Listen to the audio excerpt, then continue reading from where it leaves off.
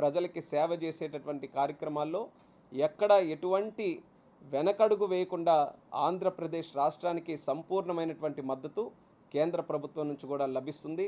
మరి double engine తాలూకా growth ఏ రకంగా ఉందనేది ఈరోజు ఈ ప్రత్యేకంగా ఇండస్ట్రియల్ కారిడార్స్ లెక్క ఈ యొక్క నోట్స్ ద్వారా కూడా మనం తెలుసుకోవచ్చు. అలాగే మరొక నిర్ణయం మనం తీసుకున్నటువంటిది పోలవరం ప్రాజెక్టుకి సంబంధించినటువంటి 12,000 కోట్ల రూపాయలు కూడా ఈరోజు అప్రూవల్ చేసుకొని అది కూడా శ్రీకారం చుట్టడం జరిగింది. సో ఈ రెండు కార్యక్రమాలు ఆంధ్రప్రదేశ్ రాష్ట్రానికి చాలా ముఖ్యమైనటువంటివి.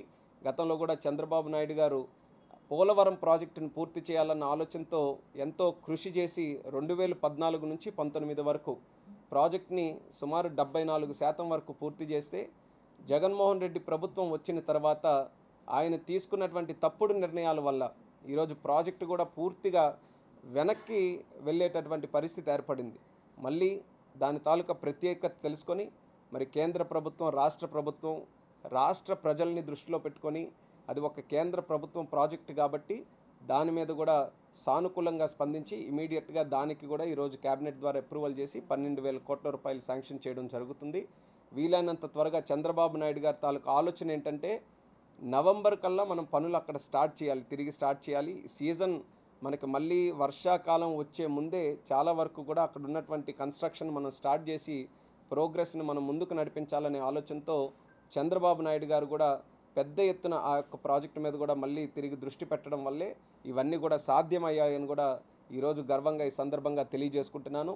అలాగే రాష్ట్ర ప్రజలకి కేంద్ర ప్రభుత్వం తరపున ఏవేవైతే పెండింగ్ ఉన్నటువంటి అంశాలు ఉన్నాయో ఇంత సహకారం కేంద్ర ప్రభుత్వం ఇచ్చిన తర్వాత ఖచ్చితంగా ఇంకా మిగిలినటువంటి సమస్యలు ఏవైతే ఉన్నాయో వాటిని కూడా సరైన విధంగా వాళ్ళకి రిప్రజెంట్ చేసి ప్రతి ఒక్క సమస్యను కూడా పరిష్కరించేటటువంటి బాధ్యత రాష్ట్ర ప్రభుత్వం తరపున మరి మేము కూడా తీసుకొని దాన్ని ముందుకు నడిపిస్తామని కూడా ఈ సందర్భంగా తెలియజేసుకుంటున్నాను.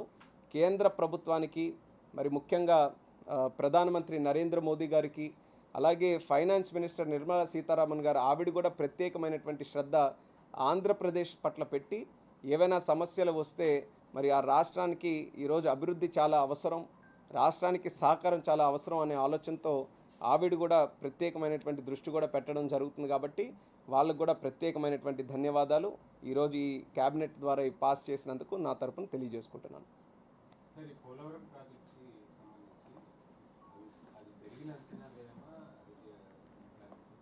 గతంలో కూడా చెప్పాం, రాష్ట్ర ప్రభుత్వం తరపున ఎప్పుడైతే చంద్రబాబు నాయుడు గారు 2 సార్లు కూడా మన జలశక్తి మినిస్టర్ గారికి కలిసినప్పుడు ఏ ప్రపోజల్స్ అయితే పెరిగినటువంటి దీని ప్రకారం పెట్టారో అదే ప్రపోజల్స్ని ఈరోజు యాక్సెప్ట్ చేసి క్యాబినెట్లో పాస్ చేయడం జరిగింది.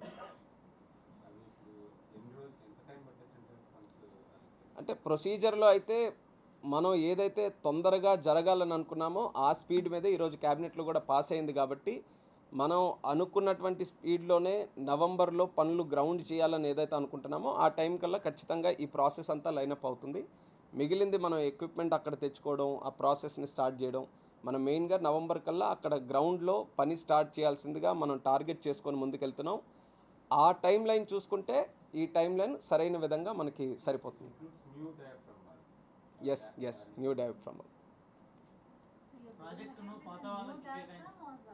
New diaphragm, it is the expert suggestion only. Based on the expert suggestion, we are going with the new diaphragm. No, that's part of the approval that has been given.